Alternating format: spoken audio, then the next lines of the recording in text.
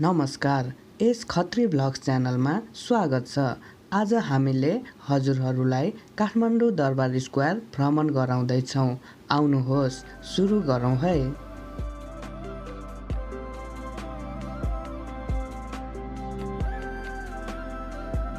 Kathmandu Durbar square राजधानी काठमाडौँको मुटुमा अवस्थित एउटा ऐतिहासिक आकर्षण हो।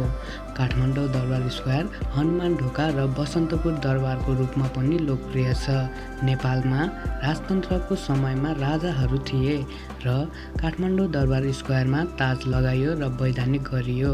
युनेस्कोले सन् 1979 देखि काठमाडौँ दरबार स्क्वायरलाई विश्व सम्पदा सूचीमा राखेको छ। कुमारी बहल काठमाडौँ दरबार स्क्वायरमा हेर्नै पर्ने मध्ये एक नेपालको जीवित देवी कुमारीको निवास हो। 3 तलाको रातो इँटाको भवनले आँगनको बाल्कनी र झ्यालहरूमा बुद्ध, मयूर र उत्कृष्ट काठको कलाहरू देख्न सकिन्छ। परापूर्व कालदेखि चलिआएको धार्मिक र सांस्कृतिक मापदण्डका आधारमा एउटी सानी केटीलाई नेपालको एकमात्र जीवित देवी कुमारीको रूपमा छनौट गरिन्छ। उनलाई हिन्दू देवीको मानव अवतार भनिन्छ।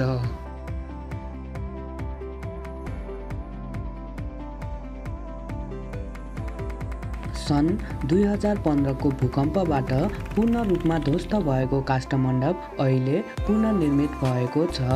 काष्ठमण्डप मन्दिर होइन, यो एक सार्वजनिक काठको मण्डप र भित्र गोरक्षनाथको मन्दिर भएको तीर्थयात्री आश्रय हो। यो 12औं शताब्दीको वरिपरि एकल साल रुखको काठले बनाइएको थियो। यही भवनबाट काठमाडौँ सहरको नाम राखिएको हो।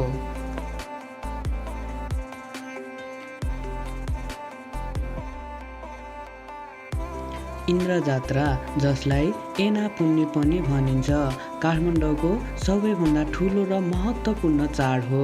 यो पर्व स्वर्गका राजा इन्द्र र वर्षाका देवतालाई समर्पित छ। काठमाडौँ दरबार स्क्वायरमा अग्लो काठको पोल अर्थात् लिङ्ग बनाएर 8 दिने महोत्सव सुरु हुन्छ। महोत्सवमा धेरै मार्क्स नृत्यहरू प्रदर्शन गरिन्छ। इन्द्रजात्रामा नै जीवित देवी कुमारीको रथलाई 3 दिनसम्म काठमाडौँभर तान्ने गरिन्छ। वास्तवमा 3वटा रथ कुमारीको, भैरवको र गणेशको रथ हुन्।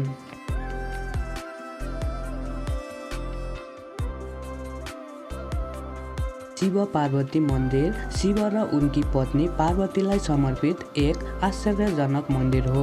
यो 18औं शताब्दीमा राजा रणबहादुर शाहको शासनकालमा बनेको थियो। गद्दी बैठक सन् 1908 मा राणा प्रधानमन्त्री चन्द्र शमशेरले निर्माण गरेको सेतो नवशास्त्रीय भवन हो। भवनभित्र हाल कुनै पनि प्रवेश अनुमति छैन, तर यो पनि भनिएको छ कि निर्देशित भ्रमणहरू चाँडै उपलब्ध हुनेछन् र भुइँतलामा सङ्ग्रहालय हुनेछ।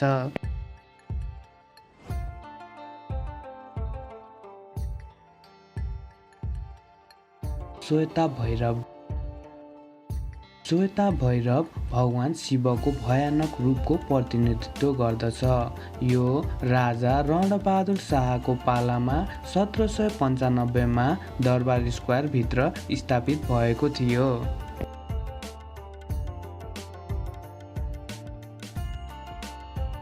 हनुमान ढोका दरबार, यस दरबारलाई पुरानो शाही दरबार पनि भनिन्छ। रातो कपडाले ढाकिएको दरबारको बायाँ ढोकापट्टि हनुमानको मूर्ति हो। पूर्वी दरबार स्क्वायरमा रहेको हनुमान ढोका अर्को ऐतिहासिक स्थल हो, जसमा सबैभन्दा प्रचुर मात्रामा कला सङ्ग्रह छन्। हनुमानको अर्थ भगवान रामको सबैभन्दा वफादार भक्त र एक हिन्दू देवता हो। हनुमान ढोका दरबार सुरुमा 13औं शताब्दीमा बनेको थियो र 17औं शताब्दीमा सम्पन्न भएको थियो। नासाल चोक हनुमान ढोका दरबारको आँगन हो, जहाँ नेपाली राजाहरूको राज्याभिषेक भएको थियो। सन् 1896 पछि हनुमान ढोका शाही निवास नभए पनि नेपालका राजाहरूको राज्य अभिषेक सन् 2008 मा राजतन्त्रको अन्त्यसम्म नासाल चोकमा हुने गरेको थियो।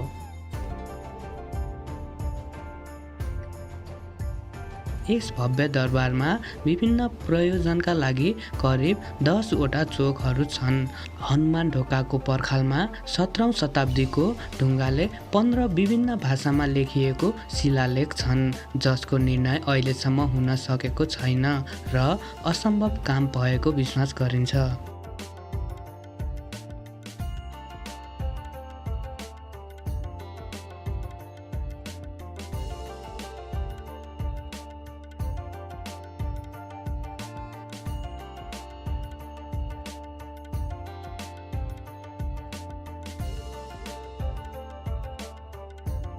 लिच्छवीको प्रारम्भिक शासनकालमा काठमाडौँ दरबार स्क्वायर निर्माण सुरु भएको मानिन्छ।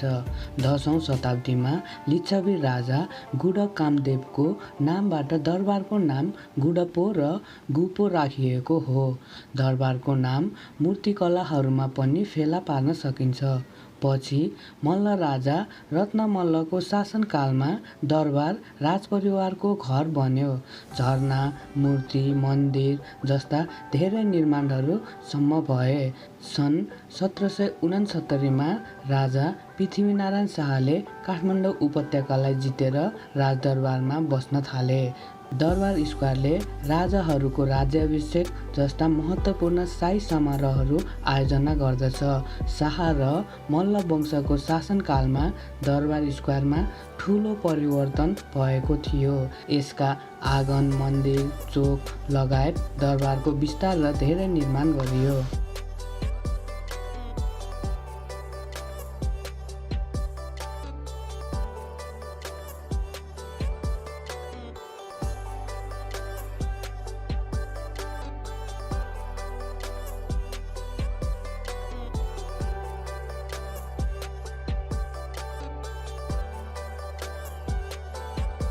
काल भैरवको ठुलो मूर्ति भगवान शिवको उग्र रूप 5औं वा 6औं शताब्दीमा बनाइएको थियो र पछि 17औं शताब्दीमा पुनः पत्ता लगाइएको थियो। राजा प्रताप मल्लको पालामा यो मूर्ति सर्वोच्च अदालतको रूपमा स्थापित गरियो। लामो समयसम्म मूर्तिको अगाडि झुट बोल्ने मानिस मर्ने विश्वास गरिन्थ्यो। त्यसैले सत्य बोल्न डरलाग्दो काल भैरवको अगाडि शङ्कास्पदहरूलाई ल्याइन्थ्यो।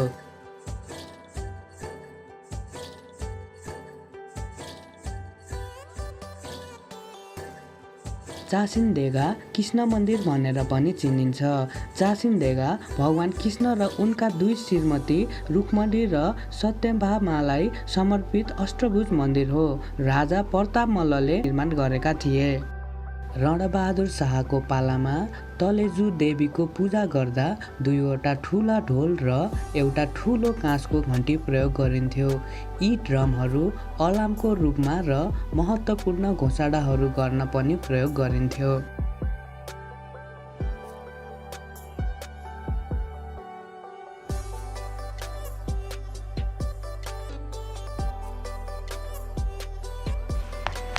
महेन्द्रेश्वर मन्दिर भगवान शिवलाई समर्पित अर्को सानो मन्दिर हो। यो सुन्दर मन्दिर महेन्द्र मल्लको पालामा सन् 1561 मा बनेको थियो।